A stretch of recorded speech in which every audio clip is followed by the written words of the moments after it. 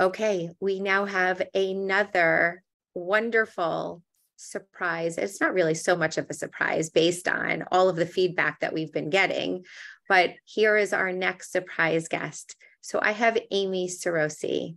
Amy and I last spoke around Hanukkah time, where she, for the first time, shared her journey of primary infertility. Amy, tell me, you have been married for how many years? Remind me. Going on 13.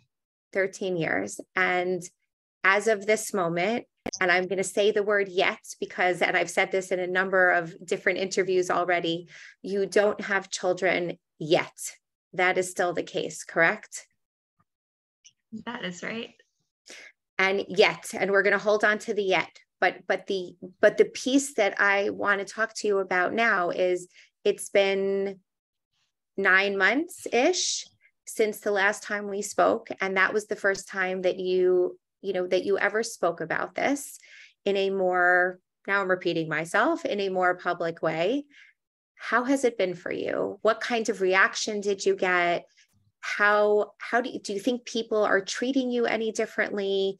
Do you find that you're able to go through whatever you're going through a little bit differently because you now know that more people know? I'm curious how the last 9 months have been for you.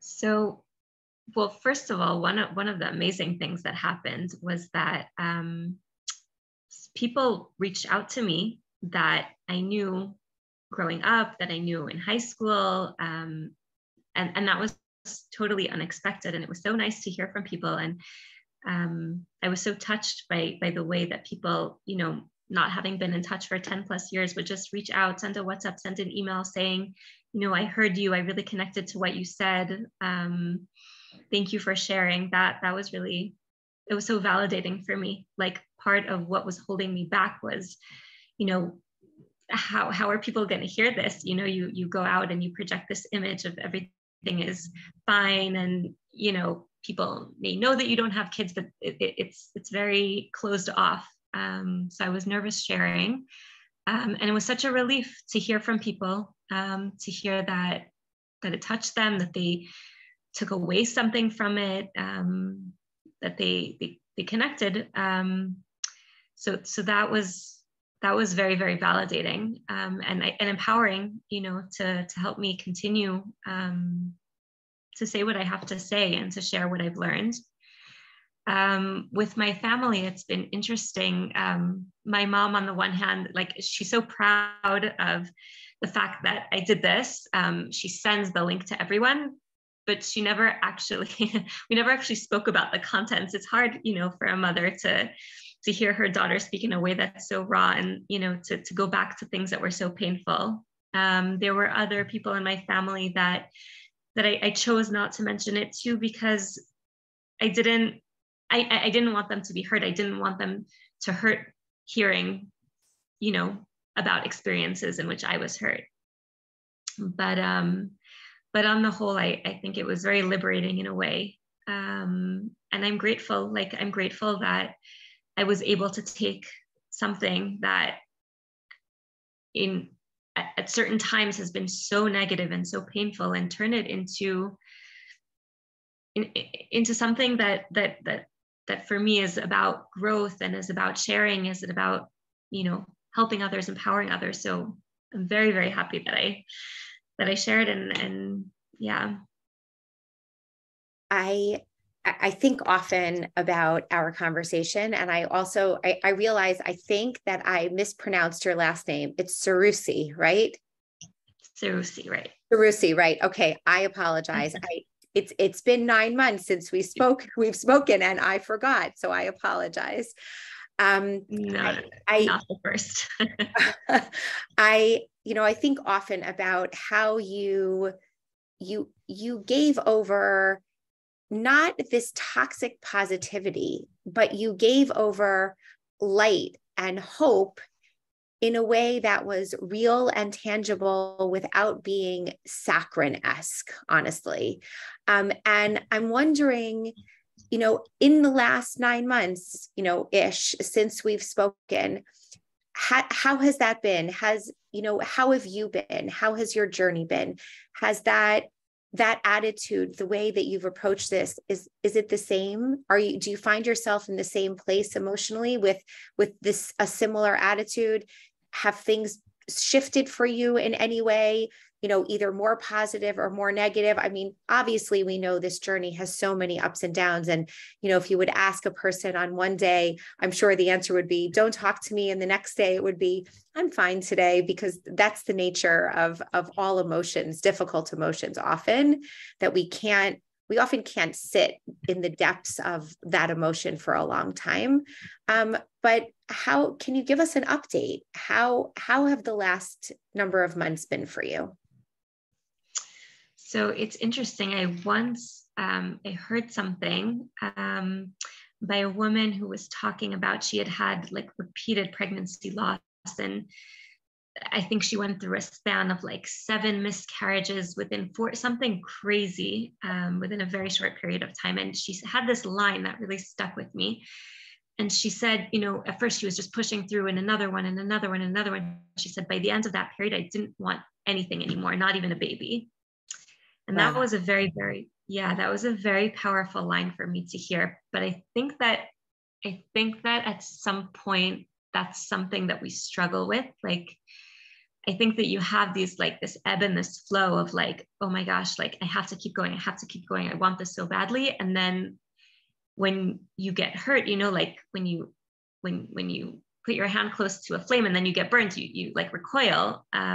So I think that there's sort of this constant up and down of like, I want it, I don't want it, I want it, I don't want it. Specifically for people who don't yet have children, you don't really know what you're missing. In the sense, you do in a way, right? You're not living in a cave, you see people around you, but at some point, you say, okay, like I wanna, you take a break, and then you get used to being on a break and not doing a treatment. And it's so hard. You don't want to go back to that place. So I think that the past 13 years in some sense has been this up and this down of like, being in a different phase of I want it so badly, I don't want it. Hopefully it's sort of like a spiral where as time goes by, every time I get to a different stage, I'm sort of at a different level, experiencing it a little bit differently. But I think that's where I am. Yeah.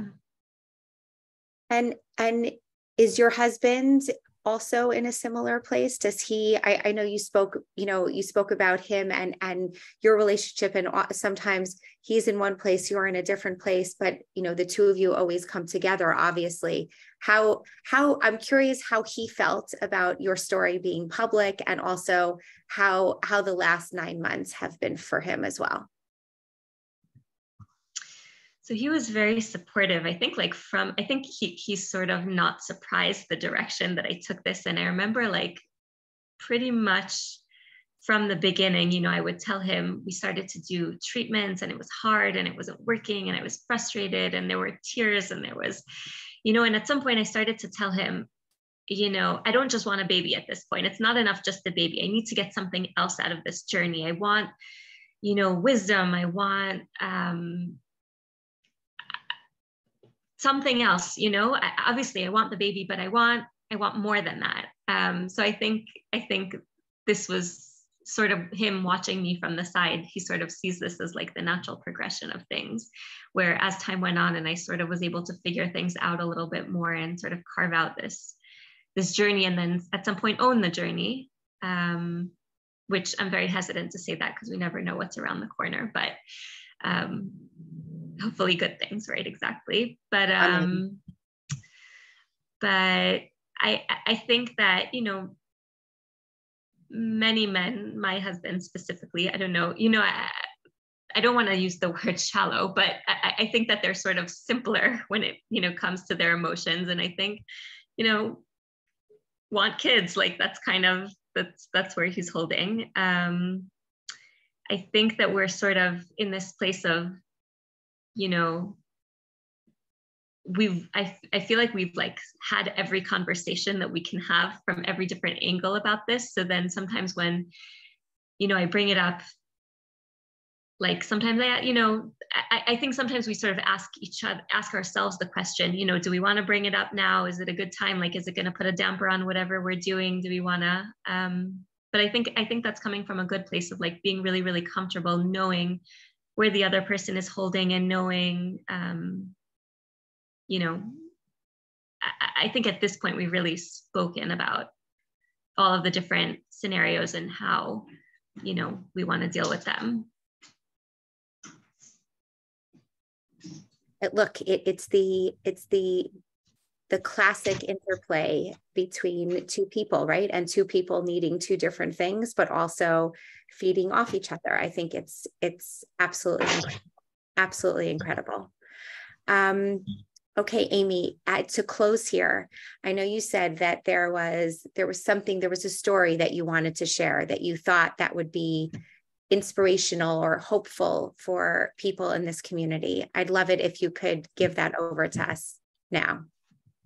Sure. So this is a story that happened actually last summer, but when you contacted me about doing this short interview, it was really something that I thought about, because I think that this is sort of like, you know, you're talking about where I'm holding. This is, I guess this sort of sums it up for me.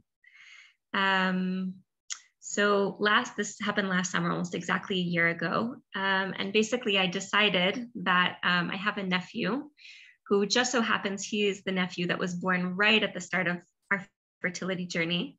Wow. Yeah, we actually mentioned his mother, my sister-in-law, the last time that we spoke, where she was a very close friend. And then we ended up marrying two brothers within a very short time, a week apart. And then exactly. So this is my oldest nephew, and he's 11, he's 12 now. And he's about to be 12, and he's sort of going through a tough time, a little bit in school, a little bit at home, and he sort of needed some extra attention. So it just so happened that I had a few days off from work, and I said, you know what, I'm going to be a good aunt, and I'm going to invite him over, and I have some time, and we'll go out, and we'll, you know, I'll take him around town, and we'll have fun. So that was the plan. And God has a very interesting way of arranging things, because it just so happened that he was with me for 3 days. And on the second day, it was a pregnancy test for an IVF cycle that I had just done. Wow.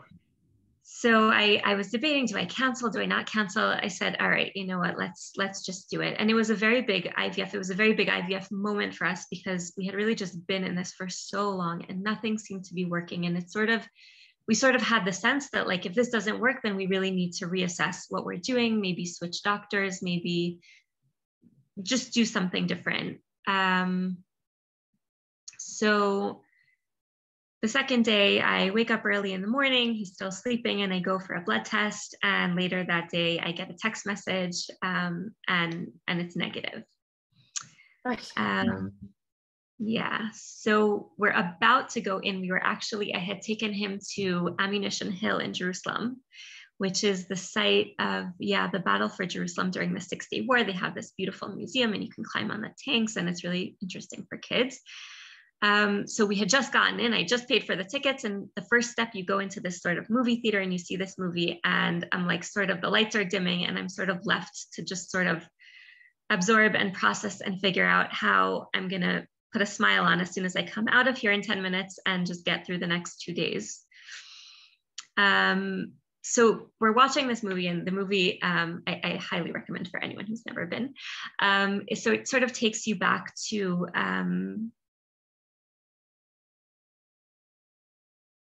Go ahead. It sort of takes you. Go ahead. Sorry. Keep going. Okay. It sort of takes you back to, the days leading up to the war. So you see the panic and the anxiety of the people. You know, you have this like very, very new, fresh state right after the Holocaust. And there's this real fear that after just a couple of years, it's going to be wiped off the map. and you go and so you see footage of the preparations and the soldiers and everyone's getting ready for this war, and people are understanding that it's inevitable. And then you see, people are sitting in bomb shelters and soldiers are parting from their families and they don't know if they're going to see them again. And it's just very, very intense, all of this footage. So I was, taking this all in, and you see at some point, you see that, the first shots ring out and the war basically starts. And then all of a sudden, unexpectedly, you have all of these victories. So there's footage of this, one of the commanders who's sitting on Ammunition Hill, which is where we were. And he radios into the central command and he says, we've gotten this far. I'm going to keep pushing through and we're going to get to the old city. We're going to recapture the old city.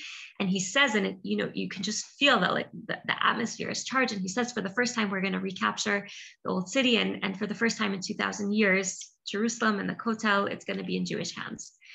So at this point, I'm thinking, I remembered that the Talmud actually lists 10 barren women. 10 barren Jewish women. And the first one obviously is Sarah Imeinu.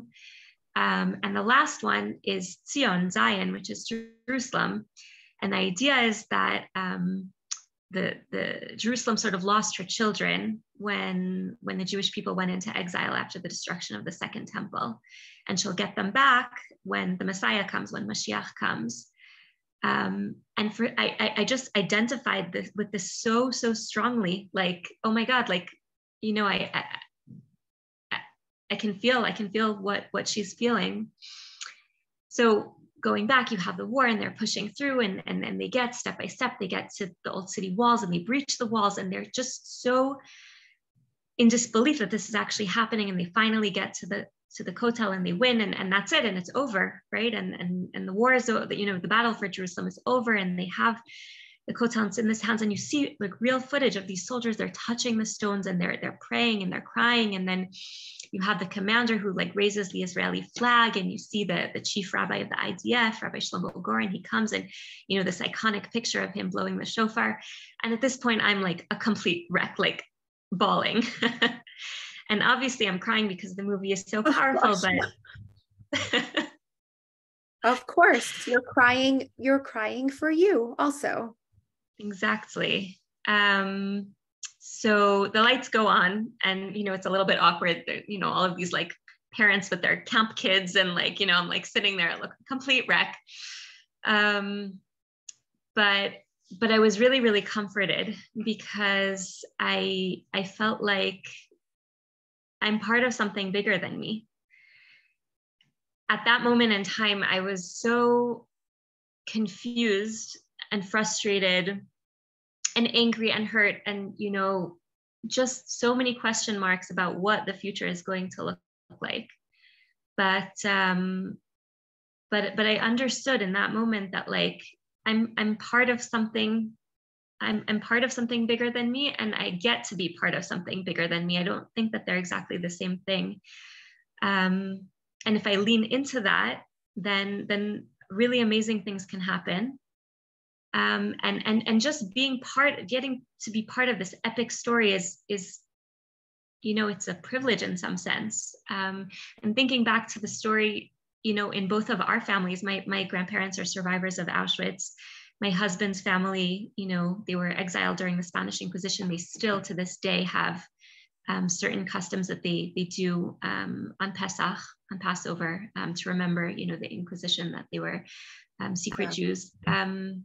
And it sort of just tied it all together for me, that I specifically sitting with my nephew who sort of opened up this chapter of my life in Jerusalem, watching this movie and being sort of, in a sense, one of these barren women, that was very, very powerful for me. So again, like you said at the beginning, hopefully we're going to have, there's going to be a very happy ending to the story. But in that moment, I felt like a very, very strong sense of comfort. And I wanted to share that with your community. Hopefully, something of that will resonate.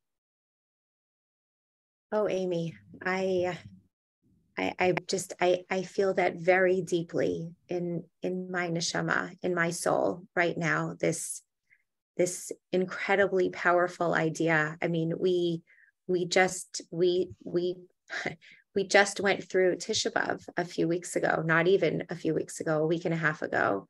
And this idea that Jerusalem, Yerushalayim, is crying for her children is a very powerful one. The imagery of that day, the things that we read, it's a very powerful thing to think about. And your words right now are really driving all of that home.